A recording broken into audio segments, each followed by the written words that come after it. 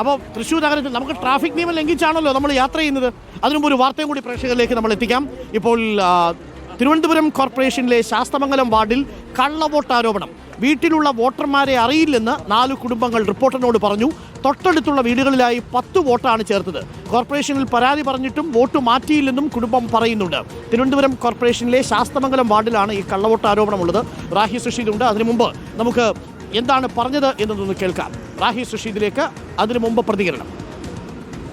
ആളുകളെ പോലും അറിഞ്ഞൂടാ. നമ്മൾ രണ്ടുപേരും മോളാണെങ്കിൽ അങ്ങ് ഉഴമലയ്ക്ക് പത്തിക്കുഴിയിലാണ് വോട്ടിടുന്നത്. അത് മാറ്റാൻ പറഞ്ഞിട്ട് പോലും മാറ്റണില്ല.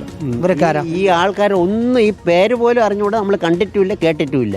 ഇപ്പോൾ എൻ്റെ TC നമ്പറിലാണ് ഈ 4 പേര്, അതായത് 22/17 ഈ 4 പേരും പ്രത്യേകമായിട്ട് വന്നിക്കുന്നത്. എന്നുവെച്ചാൽ നമ്മൾ ഈ ആൾക്കാരെ കണ്ടിട്ടും കേട്ടിട്ടുമില്ല. ഇല്ലെന്ന് പറഞ്ഞ ആളിനെ എനിക്കറിയത്തില്ല. ഞാനിത് കണ്ടപ്പോൾ തന്നെ അവരോട് പരാതി പറഞ്ഞിരുന്നു. അപ്പോൾ അവർ പറഞ്ഞത് ചേഞ്ച് ചെയ്യാമെന്ന് പറഞ്ഞിരുന്നു. ഇപ്പോൾ ഞാൻ വോട്ടർ ലിസ്റ്റിൽ പേര് കൊടുത്തപ്പം അത് അവർ ചേഞ്ച് ചെയ്തോളാമെന്ന് പറഞ്ഞു. പക്ഷെ ചേഞ്ച് ചെയ്തില്ല. നമ്മൾ വിചാരിക്കും ഇത് റീസെൻ്റ്ലി നടന്ന ഒരു സംഭവമാണെന്ന്. അല്ല, 2023 ലിസ്റ്റിലും ഇതേ ആൾക്കാർ ഇതേ TCയിലുണ്ട് എന്നുള്ളതാണ് ഞാൻ കണ്ടത്. ഓക്കെ, ഒരു വീട്ടിൽ 10 പേരെ കള്ളവോട്ട് ചേർത്തു എന്നുള്ളതാണ് ആരോപണം. റാഹി സുഷീദുണ്ട്, ശാസ്തമംഗലത്താണ്, തിരുവനന്തപുരത്ത്. റാഹി സുഷീദ്, എന്താണ് അവിടെ സംഭവിച്ചത്? വീട്ടുകാർക്ക് അവരെ ആരെയും അറിയില്ല, വോട്ടർമാരെ അറിയില്ല എന്നാണ്. ഇങ്ങനെ ഈ വോട്ടർമാർ അവിടെ ജീവിച്ചിരിപ്പുണ്ടോ? നമ്മൾ പോയി അന്വേഷിച്ചപ്പോൾ എന്താണ് മനസ്സിലാകുന്നത്? ആരാണ് ഇതിന് പിന്നിൽ? അബദ്ധം പറ്റിയതാണോ, മനഃപൂർവ്വം കൂട്ടിച്ചേർത്തതാണോ? Rahi Susheed, good morning. Good morning Arun Kumar. അബദ്ധം പറ്റിയതാണെങ്കിൽ ഈ കുടുംബങ്ങൾ പറയുമ്പോൾ അത് മാറ്റേണ്ടതാണ്. പക്ഷെ അത് മാറ്റിയിട്ടില്ല.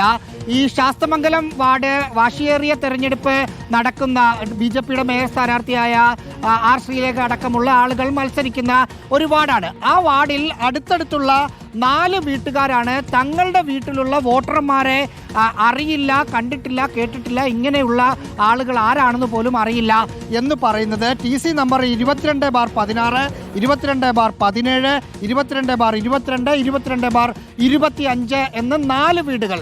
4 വീട്ടുകളിലുമായി ചേർത്തിരിക്കുന്നത് 10 വോട്ടാണ് അധികമായി ചേർത്തിരിക്കുന്നത്. ഇവർക്കാർക്കും ഇവരെ അറിയില്ല. ഇവർ പലതരത്തിലുള്ള അന്വേഷണം നടത്തി. നമ്മളും ആ വകയിൽ ഒരു അന്വേഷണം നടത്തി. ഇൻ കേസ് അപ്പുറത്തുള്ള വീട്ടുകാരായിരിക്കുമോ ഇപ്പുറത്ത് വന്നതെന്നൊക്കെ. പക്ഷേ ആ പ്രദേശത്തൊന്നും അന്വേഷിച്ചിട്ട്, അതായത് ഇവരുടെ വാർഡിരിക്കുന്ന പ്രദേശത്തൊന്നും അന്വേഷിച്ചിട്ട് ഈ അനധികൃതമായി കൂടിയെന്ന് കുടുംബാംഗങ്ങൾ പറയുന്ന 10 വോട്ടർമാരെ കുറിച്ച് ആർക്കും അറിയില്ല. ഇതിൽ ഒന്ന് രണ്ട് വീട്ടിൽ കയറിയത് ഒരു കുടുംബങ്ങൾ ഒരുമിച്ചാണ്. ഭാര്യ, ഭർത്താവ്, മകൾ, ഭാര്യ, ഭർത്താവ്, മകൻ, ഒരിടത്ത് ഒരാൾ മാത്രം. ആ തരത്തിലാണ് കയറിയിരിക്കുന്നത്. ഇതിൽ നമ്മൾ കോർപ്പറേഷൻ അധികൃതരുമായി സംസാരിച്ചിരുന്നു.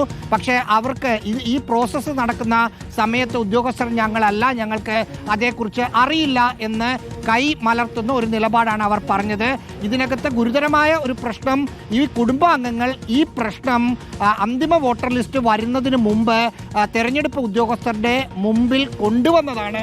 എന്നിട്ടും അത് മാറ്റിയിട്ടില്ല എന്നതാണ്. ഇവർ ആരാണെന്നറിയില്ല. ഇനി വോട്ടെടുപ്പ് നടക്കുന്ന ദിവസം ഇവരെയൊക്കെ കാണാൻ പറ്റുമോ എന്ന് കരുതിയിരിക്കുകയാണ് ഇവർ.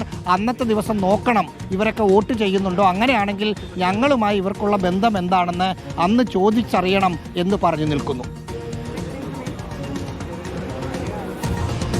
Okay, thank you. റാഹി സുഷീദാണ്. ഇങ്ങനെയൊക്കെയാണ് നമ്മുടെ നാട്ടിൽ നടക്കുന്നത്. വീട്ടുകാരെടുത്ത് ചോദിക്കുമ്പോൾ ആ വീട്ടിലെ മേൽവിലാസത്തിൽ കുറേ വോട്ടർമാർ, ഈ വോട്ടർമാരെ ഒന്നും വീട്ടുകാർക്ക് അറിയുകയുമില്ല. ഇതിനെയാണോ നമ്മൾ കള്ളവോട്ട് ചെയ്യാനുള്ള നീക്കമെന്ന് പറയുന്നത്? കള്ളവോട്ട് നടക്കണമെങ്കിൽ വോട്ട് ചെയ്യണം. പക്ഷേ വോട്ടർ പട്ടികയിൽ തിരിമറി നടന്നിട്ടുണ്ടോ? അന്വേഷിക്കട്ടെ. റാഹി സുഷീദാണ് നമുക്കൊപ്പം ചേർന്നത്.